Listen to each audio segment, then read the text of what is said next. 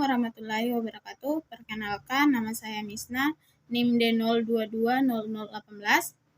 Baik, di sini saya akan mencoba untuk menjelaskan materi dari kesehatan dan keselamatan kerja atau ketiga, dari materi pertama sampai materi ketujuh. Baik, saya akan mulai dari materi pertama. Pengertian ketiga. Keselamatan kerja adalah sebuah kondisi di mana para karyawan terlindungi dari cedera yang disebabkan oleh berbagai kecelakaan yang berhubungan dengan pekerjaan. Kesehatan kerja adalah sebuah kondisi di mana para karyawan terbebas dari penyakit fisik dan emosional yang disebabkan oleh pekerjaan. Dasar hukum. Yang pertama, Undang-Undang Nomor 1 Tahun 1970 tentang Keselamatan Kerja. Yang kedua, Undang-Undang Nomor 13 Tahun 2003 tentang Ketenagakerjaan. Adapun definisi terbagi yaitu yang pertama, secara filosofi, suatu pemikiran dan upaya untuk menjamin keutuhan dan kesempurnaan baik jasmania maupun rohania. Tenaga kerja dapat khususnya dan manusia pada umumnya hasil karya dan budayanya menuju masyarakat adil dan makmur. Yang kedua, secara keilmuan. Ilmu pengetahuan dan penerapannya dalam usaha mencegah kemungkinan terjadinya kecelakaan, penyakit akibat kerja, kebakaran dan pencemaran lingkungan. Yang ketiga, secara etimologi. Merupakan suatu upaya perlindungan agar tenaga kerja selalu dalam keadaan selamat dan sehat selama melakukan pekerjaan di tempat kerja serta bagi orang lain yang memasuki tempat kerja tersebut. Tujuan ketiga. Adapun tujuan ketiga yaitu 1. Melindungi keselamatan pekerja dalam melakukan pekerjaannya untuk kesejahteraan hidup dan peningkatan produktivitas nasional. Yang kedua, menjaga keselamatan setiap orang lainnya berada di tempat kerja. Ketiga, sumber produksi terpelihara dan dipergunakan secara aman dan efisien. Keempat, sebagai alat untuk mencapai derajat kesehatan tenaga kerja yang setinggi-tingginya. Yang kelima, sebagai alat untuk meningkatkan produksi yang berlandaskan kepada meningginya efisien dan daya produktivitas faktor manusia dalam produksi. A. Faktor penyebab kecelakaan. Adanya tenaga kerja dan kecelakaan yang dapat dibedakan menjadi kecelakaan yang disebabkan oleh 1. Mesin, 2. Alat angkutan, 3. Peralatan kerja yang lain, 4. Bahan kimia, 5. Lingkungan kerja, 6. Dan penyebab lainnya. Bagian B, akibat kecelakaan kerja, kerugian yang terlihat. Yang pertama korban, selanjutnya materi kedua. Latar belakang. Salah satu upaya dalam menanggulangi kecelakaan dan penyakit akibat kerja di tempat kerja adalah dengan penerapan peraturan perundangan, antara lain melalui yang pertama, adanya ketentuan dan syarat-syarat K3 yang selalu mengikuti perkembangan ilmu pengetahuan, teknik, dan teknologi. Yang kedua, penerapan semua ketentuan dan persyaratan K3 sesuai dengan peraturan perundangan yang berlaku sejak tahap rekayasa. Yang ketiga, pengawasan dan pemantauan pelaksana K3 melalui pemeriksaan langsung di tempat kerja. Dasar hukum 1. Undang-Undang 1945, 2. Undang-Undang Nomor 14 Tahun 1969, ketentuan pokok mengenai tenaga kerja. Yang ketiga, Undang-Undang Nomor 1 Tahun 1970 tentang keselamatan kerja. Yang kelima, Undang-Undang Nomor 3 Tahun 1992 tentang jaminan sosial tenaga kerja.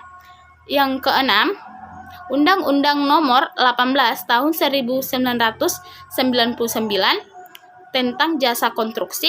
Yang ketujuh, Undang-Undang Nomor 28 Tahun 2002 tentang bangunan gedung.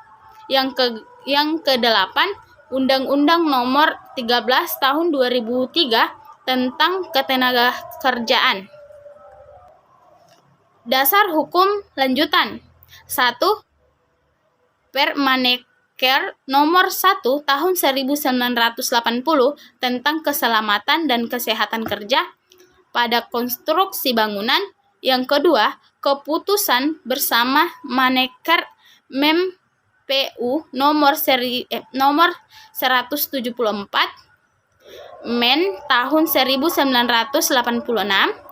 dan Nomor 104 KPTS tahun 1986 tentang keselamatan dan kesehatan kerja pada kegiatan konstruksi.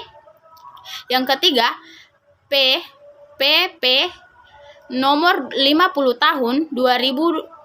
Tahun 2012 tentang penerapan sistem manajemen keselamatan dan kesehatan kerja SMK3. Keempat, Permen PU Nomor 05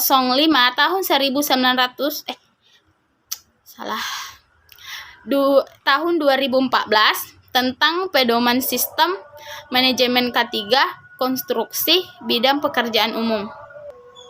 Undang-Undang Nomor 14 Tahun 1969 ketentuan pokok mengenai tenaga kerja. Pasal 9.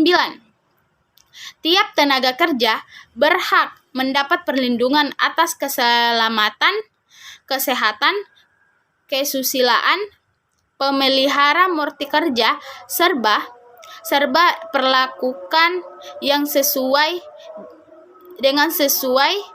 dengan martabat manusia dan murti agama. Pasal 10. Pemerintah membina perlindungan kerja yang mencakup 1. Norma keselamatan kerja, 2. Norma keselamatan kerja dan handling perusahaan, 3. Norma kerja, 4. Pemberian ganti kerugian, perawatan dan rehabilitas dalam hal kecelakaan kerja. Selanjutnya, materi ketiga, kecelakaan kerja. Kecelakaan kerja yang berhubung dengan hubungan kerja di tempat kerja terdapat dua, yaitu penyakit akibat kerja, kebakaran atau peledakan atau bahaya, pembuangan limbah, kejadian berbahaya lainnya. Kecelakaan suatu kejadian yang tidak dikehendaki dan tidak diduga semula yang dapat menimbulkan korban manusia dan harta benda. Kejadian berbahaya lainnya, suatu kejadian yang potensial dapat menyebabkan kecelakaan kerja atau penyakit akibat kerja, kecuali kebakaran, peledakan, dan bahaya pembuangan limbah. Insiden near miss, kejadian seperti tersebut tidak mengakibatkan cedera, kecelakaan kerja. Kecelakaan yang terjadi berhubung dengan hubungan kerja termasuk penyakit yang timbul karena hubungan kerja. Demikian pula kecelakaan yang terjadi dalam perjalanan berangkat dari rumah menuju tempat kerja dan pulang ke rumah melalui jalan yang bisa atau wajar dilalui.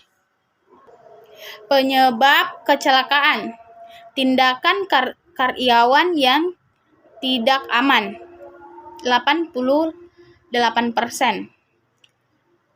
Tanggung jawab pengawas, tindakan atau kelakuan karyawan, kondisi kerja tidak aman 10%, yaitu alat atau perlengkapan yang tidak aman atau keadaan yang tidak aman. Di luar kemampuan manusia 20%, terjadi karena kehendak Allah Subhanahu wa taala. Danger merupakan tingkat bahaya dari suatu kondisi di mana atau kapan muncul sumber bahaya. Danger adalah lawan dari aman atau selamat. Harm adalah kerusakan atau bentuk kerugian berupa kematian, cedera, sakit fisik atau mental, kerusakan properti, kerugian produksi, kerusakan lingkungan, atau kombinasi dari kerugian tadi. Risk. 1. Berasal dari kata risk Arab yang berarti pemberian yang tidak terduga. Yang kedua berarti loss atau kerugian, atau injury, cedera, atau disadvantage, ketidakberuntungan, atau description atau kehancuran. Webster Dictionary. Resiko adalah ukuran kemungkinan kerugian yang akan timbul dari sumber bahaya, hazard tertentu yang terjadi, kesempatan untuk terjadinya sesuatu yang akan memberikan akibat pada suatu tujuan. Resiko diukur dari hubungan kemungkinan akan terjadinya sesuatu dengan konsekuensinya jika terjadi. Dari Prof. James Cross tahun 1997, AS atau NJS 4360, 1995, ISO 3100 2009. Selanjutnya materi keempat, alat perlindungan diri atau APD. APD adalah pakaian khusus atau peralatan yang dipakai petugas untuk memproteksi diri dari bahaya fisikal, kimikal, biologis, atau bahan infeksius, OSHA atau CDC. Tujuan alat pelindung diri melindungi tubuh dari bahaya pekerjaan yang dapat mengakibatkan penyakit akibat kerja. Yang pertama, meminimalkan akibat kecelakaan atau akibat penyakit kerja. Dua, meminimalkan gangguan fisik, yaitu telinga, mata, kulit, kepala pusing atau cepat lelah. 3. Mengamankan tubuh bagian dalam, jantung, paru, hati, dan ginjal, dan lain-lain. Penggunaan APD. Yang pertama, bekerja di tempat yang terbuka. Kedua, bekerja di ketinggian. Ketiga, bekerja di ruangan terbatas. Keempat, bekerja di daerah beracun berbahaya. Yang kelima, bekerja di air. Yang keenam, bekerja di pabrik. Yang ketujuh, yaitu bekerja di tambang. Selanjutnya, materi kelima. Pengertian bahan beracun dan berbahaya B3. Menurut Bapedai 1995, B3 adalah setiap bahan sisa atau limbah suatu proses kegiatan produksi, baik pada skala rumah tangga, industri, pertambangan, dan sebagai yang mengandung bahan B3 karena sifat toxicity, flammability, reactivity, dan corrosivity, serta konsentrasi atau jumlahnya baik secara langsung maupun tidak langsung dapat merusak, mencemarkan lingkungan atau membahayakan kesehatan manusia. Berdasarkan Undang-Undang Nomor 32 2009 tentang perlindungan dan pengolahan lingkungan hidup, limbah bahan berbahaya yang beracun yang selanjutnya disebut limbah B3 adalah sisa suatu usaha dan atau kegiatan yang mengandung B3. Pengolahan limbah B3. Setiap limbah yang mengandung bahan berbahaya dan atau beracun yang karena sifat dan atau konsentrasinya atau jumlahnya baik secara langsung maupun tidak langsung dapat merusak dan atau mencemarkan lingkungan hidup atau membahayakan. Program pengelolaan. Yang pertama, penataan dan penegakan hukum. 2. Inventarisasi dan pemantauan limbah B3. Clean up program lokasi tercemar, minimisasi limbah. Kelima, sistem tanggap darurat atau sistem informasi, sistem tanggap darurat atau peraturan perundang-undangan. Yang keenam, peningkatan kesadaran masyarakat. Yang ketujuh, mengadakan pelatihan-pelatihan. Selanjutnya, materi keenam, pengertian kebakaran. Kebakaran adalah api yang tak terkendali. Kebakaran terjadi karena ada 3 unsur yang bertemu. Yang pertama, bahan bakar atau BBN. 2, udara atau O2. Yang ketiga, titik nyala atau Celsius. Kebakaran akan terjadi jika ketiga unsur yang tadi itu saling bertemu. Bahan bakar padat adalah bahan yang mudah terbakar dalam bentuk padat. Cara penanganan kebakaran pada bahan padat relatif lebih mudah daripada bahan bakar cair dan gas karena bahan jenis ini relatif mudah dipisahkan dengan unsur kebakaran lainnya. Selanjutnya, bahan bakar cair merupakan bahan yang cukup sulit untuk ditangani, apalagi bersifat korosif, mudah meledak, dan mempunyai jenis yang lebih kecil dari air. Bahan ini harus diwaspadai dan ditangani dengan baik, mulai dari proses pembuatan, pengemasan, pendistribusian sampai penyimpanannya. Yang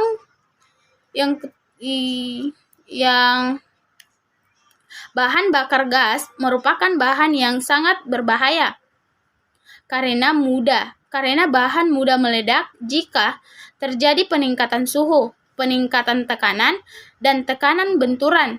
Gas yang dipasarkan dikemas di dalam tabung gas. Spesifikasi tabung harus memenuhi standar industri agar aman ketika disimpan. Pada saat diangkat dan disimpan, diangkut dan disimpan dalam posisi tegak. Hal ini dimaksudkan jika terjadi ledakan